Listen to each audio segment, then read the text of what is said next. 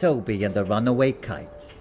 Tucked away in the city, past the horses going clop, and where the chimney sweepers sweep on city's rooftop, an impatient boy lies awake and waits, for he is eager for morning to arise. He's reflecting on the Christmas present he received early that day. He couldn't believe his eyes when he saw it.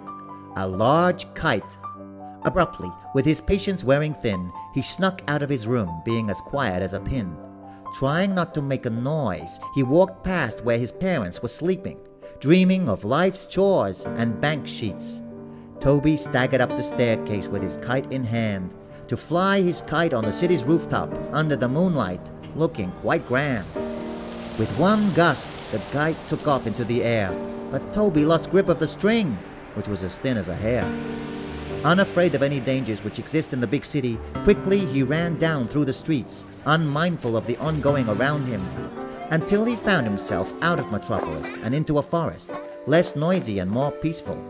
Though still Toby had no time to rest, he came to a large hill where he jumped for the kite. With a clench of his fist, he caught it tight. But then the wind picked up and the kite flew higher again. Toby still had a hold of the kite. Toby held on with all his might, but the kite kept rising as high as a flying wren.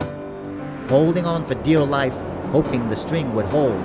But when Toby looked down, lo and behold, he saw the beautiful landscape with the trees and such. He was mesmerized by the view, forgetting the fear of the height and in no rush. Unexpectedly, the wind brought in heavy rain and lightning crashed. The fear came back again. The kite was tossed around in all directions. Toby feared it would break from such an elevation. His fears were realized when he heard a crack, snap, and a break. The kite started falling. He gasped, hoping not to become flat as a pancake. With a whistle and a snap, he landed in a tree. Luckily, he survived, with just a scrape to the knee. But so much couldn't be said about his beloved kite, for it now had no more chance of flight.